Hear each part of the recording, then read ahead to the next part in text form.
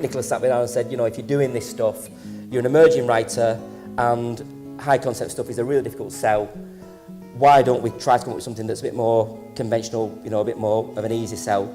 And we sat down and very quickly we said, well, what if we did like a fugitive story? We'd not seen that before, we'd not seen that for a while. Prey was an idea that we had and kind of started developing. You know, that was 2010 and here we are in 2014. It feels like a long time, but it never really felt like we went backwards, did it? We always, you know, seemed to move forwards, and John was attached very, very early on. I loved everything about the script. I thought it was just exactly what it said on it. It was fast-paced, high octane, never let up. It was to play an action hero who isn't an action hero. He's a normal guy, and I loved everything about it. I thought his dialogue was wonderful, and the characters were really rounded and flawed. They were all, you know, such well drawn out characters in the middle of this whirlwind of a chase thriller, unlike anything I'd ever done before. So I was really sort of happy to say yes to it. It was a fabulous script. I'd been thinking a while about wanting a project that I could make without lighting, without any grip equipment, which is how we shot this, with just a moment of light and literally the lights in the room. And then Nicola sent me the script, and it felt like a good match. But so I'd love to say that it was a purely practical response to we can't shoot this unless we do it this way. But actually, it wasn't. It really wasn't from a creative point of view.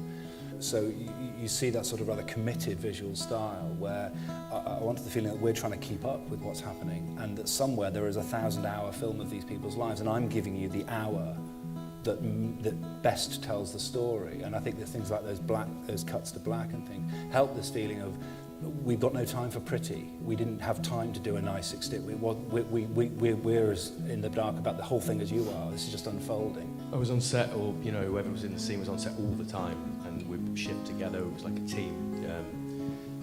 Shot like a documentary, and no lighting, no waiting about. It's a fantastic way of working. The day goes really quickly. It goes like that, and you feel like you've done some work, you know. So yeah, great. You could sort of try things out, and you didn't necessarily have to match, you know, what you did in the previous take, because well, I remember you saying, you know, nothing's wrong, you know, we'll sort of try things. And you know, it's about a man on the run, so we need to be on the run as far as it goes. But yeah, and it took convincing, and we had to talk to ITV about it, and they had to get on board really early on. If they hadn't have bought into it, it would have been fighting the whole time. But they were great, they got it very early on. Like Nick wrote a sort of mission statement, and they bought into it, and they stuck by it. Yeah. All they said to us was, we have to believe, we have to care about this man, and we have to care about his family, and we have to have an ITV audience thinking, I could be in those kind of circumstances. And if we did that, then we could go anywhere with the style.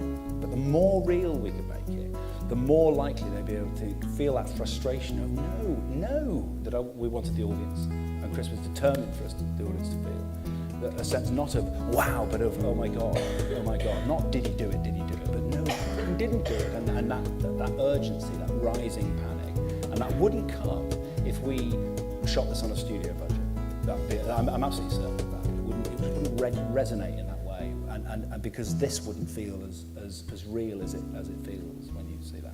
This has been a marriage of production and creativity. If Carlsberg made production companies, they'd make Red Productions. You've got a producer who's driving the director to be more like the director wants to be.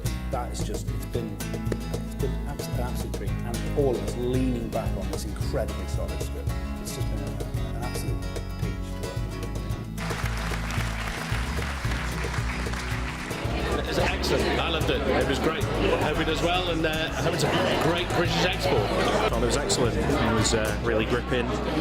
Just makes you want to see the next episode and find out what happens, really, see what the twists and turns are next time. Adrenaline going right through, edge of your seat stuff. There were literally moments where I was putting my hand over my face and going, oh my god, I can't believe that's actually just happened now. It was brilliant. But yeah, for me, best UK television. Definitely my opinion, looking back with all the stuff across the club. I really enjoyed it.